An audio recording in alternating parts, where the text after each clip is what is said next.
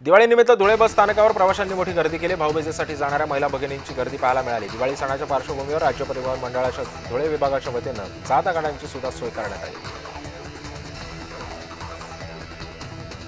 बुलढाण्यामध्ये तलाव परिसर स्वच्छ करून नवसंकल्प फाउंडेशनच्या तरुणाईनं दिवाळी साजरी केली आहे। फटाके फोडून निसर्गाची हानी न करता स्वच्छता करून दिलेली आहे। निसर्ग संवर्धनाचा संदेश सुद्धा यावेळी देण्यात आलेला आहे। नांदेडच्या बंदाघाट इथं गोदावरी नदीच्या काठावर दिवाळी पहाट कार्यक्रमाचं आयोजन करण्यात आलंय। या कार्यक्रमामध्ये मराठी चित्रपटांच्या सुवर्ण काळातील गाजलेल्या गीतांची रुपेरी सोनसळा सादर करण्यात आली। नाशिकच्या नांदगाव येथील ओंकार सामाजिक आणि सांस्कृतिक मंडळाच्या वतीनं पाडवा पहाट कार्यक्रमाचं आयोजन करण्यात आलं। नांदगावामध्ये पहाटेच्या गारव्यामध्ये शास्त्रीय उपशास्त्रीय गाण्यांची मैफिल सुद्धा गुंफली होती। मालेगावचं सांस्कृतिक केंद्र म्हणून ओळख असलेल्या गोरावाडकर वाड्यामध्ये पाडवा पहाट कार्यक्रमाचं आयोजन करण्यात आलं। या गायन मैफिलीचं आयोजन करण्यात आलं होतं। या कार्यक्रमामध्ये पहाटेच्या गारव्यामध्ये शास्त्रीय भावगीते आणि नाट्यगीते सादर करण्यात आली होती। धुळे जिल्ह्यामध्ये विजांच्या कडकडाटासह पावसानं हजेरी लावली। सुमारे 3 तास झालेल्या जोरदार पावसामुळे कापलेल्या भात शेतीचं मोठं नुकसान झालं। त्यामुळे आता वीज पुरवठा गेल्या 3 तासांपासून खंडित होता।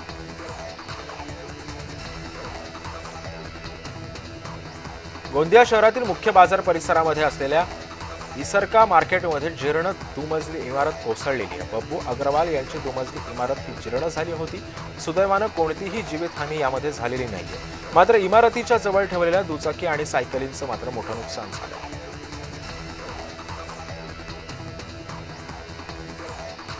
क्रिकेट खेळण्यासाठी गेलेल्या एका 28 वर्षीय तरुणाच्या अंगावरती वीज कोसळल्यानं तरुणाचा जागीच मृत्यू झालाय। शेख अल्ताफ असं मयत तरुणाचं नाव असून या घटनेनं परिसरामध्ये सध्या हळहळ व्यक्त केली जाते। छत्रपती संभाजीनगरच्या कुंभेफळ चौकातील ऑटोमोबाईल गॅरेजला आग लागली। शेद्रा एमआयडीसी मधील अग्निशमन दलानं ही आग आटोक्यात आणली, पण तोपर्यंत संपूर्ण साहित्य हे जळून खाक झालं होतं। या घटनेमध्ये गॅरेज मालकाचं लाखोंचं नुकसान सुद्धा झाल्याची माहिती आहे। छत्रपती संभाजीनगरमध्ये दिवाळीच्या बाजाराला पैसे नसल्यानं शेतकऱ्यानं विष प्राशन करून आयुष्य संपवलंय। 8 लाखांचं कर्ज सुद्धा असल्यानं शेतकरी हैराण होता असं सुद्धा आता बोललं जातं। सांगली कृषी उत्पन्न बाजार समितीमध्ये दिवाळी पाडव्याच्या शुभमुहूर्तावर हळदीचे सौदे उत्साहात पार पडले। हळदीची जागतिक बाजारपेठ म्हणून ओळख असलेल्या सांगलीमध्ये यंदा हळदीला विक्रमी दर मिळाला होता। असं असलं तरी सुद्धा उच्च प्रतीच्या हळदीसाठी 17 रुपये प्रति किलो क्विंटल असा उच्चांकी दर सध्या नोंदवला गेला आहे। दिवाळीमध्ये झेंडूच्या फुलांना चांगला भाव मिळेल अशी अपेक्षा शेतकऱ्यांना होती। मात्र फुलांची आवक वाढल्यानं वाशिममध्ये मातीमोल भाव मिळतोय। त्यामुळे आता काही शेतकऱ्यांनी झेंडूची फुलं मोफत वाटली आहेत, तर काहींनी झेंडूची फुलं ही फेकून दिली आहेत। अमरावतीच्या मेळघाटातील आदिवासी मजुरांना रोजगार हमी योजनेतील 5 महिन्यांचं वेतन मिळालेलं नाहीये। त्यामुळे आता आदिवासी मजुरांची दिवाळी अंधारात जाते। आदिवासींना गावातच रोजगार मिळावा यासाठी मनरेगाची कामं दिली जात आहेत। मात्र वेळेमध्ये पैसे मिळत नसल्यानं संताप व्यक्त केला जातोय। संत्रा उत्पादक शेतकऱ्यांकडून शासनाच्या निष्क्रिय धोरणांविरोधात संत्रा फांदी दहन करून संताप व्यक्त केला जातोय। संत्र्याची फुलं आणि फळं पूर्णपणे गळून पडल्यानं फळबाग शेतकरी संकटात आले।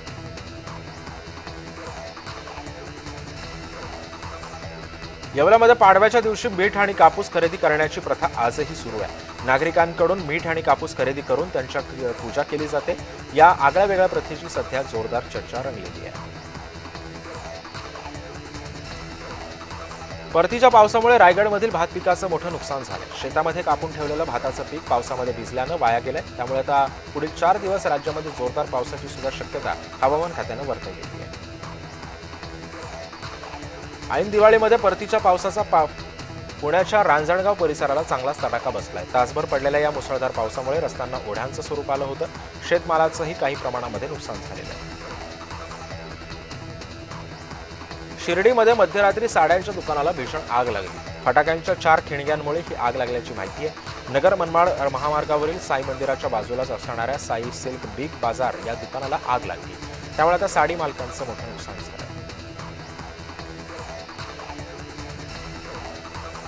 दिवाळीच्या सुट्ट्यांमुळे छत्रपती संभाजीनगरमधील घाटी रुग्णालयाची ओपीडी मंगळवारी बंद होती. तर आज सुरू आहे. गुरुवारी भाऊबीजेनिमित्त ओपीडी बंद असणार आहे, मात्र अत्यावश्यक सेवा सुरू राहतील अशी माहिती सुद्धा आता देण्यात आली. नांदेडच्या कलद गावामध्ये संभाजी ब्रिगेडचे शेतकरी आघाडीचे प्रदेशाध्यक्ष संतोष गव्हाणे यांनी अन्नत्याग आंदोलन सुरू केलं. शेतकऱ्यांच्या विविध मागण्यांसाठी हे आंदोलन सध्या सुरू असल्याची माहिती मिळते. केंद्र सरकारच्या आयात निर्यात धोरणांमुळे शेतकरी कर्जबाजारी झाल्याचा आरोपही त्यांनी यावेळी व्यक्त केलेला आहे. शिरूर तालुक्यामध्ये बिबट्यानं पुन्हा एकदा हल्ला केलाय. जांबूत गावातील 70 वर्षीय भागोबाई जाधव या महिलेचा बिबट्याच्या हल्ल्यामध्ये मृत्यू झालाय.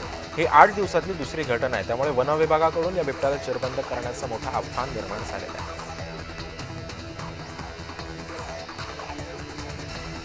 सोन्याच्या दरामध्ये 6,000ची घसरण झाली आहे, तर चांदीचे दर हे 5,000नी कमी झाले.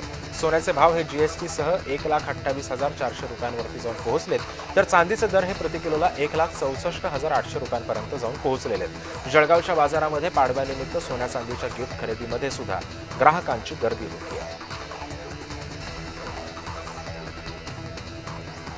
ओबीसी क्रांती मोर्चानं बळीराजा दिन भंडाऱ्याच्या पिंपरीमध्ये साजरा केलाय. इडापिडा टळो बळीराजाचं राज्य येवो अशी नारेबाजी सुद्धा यावेळी करण्यात आली.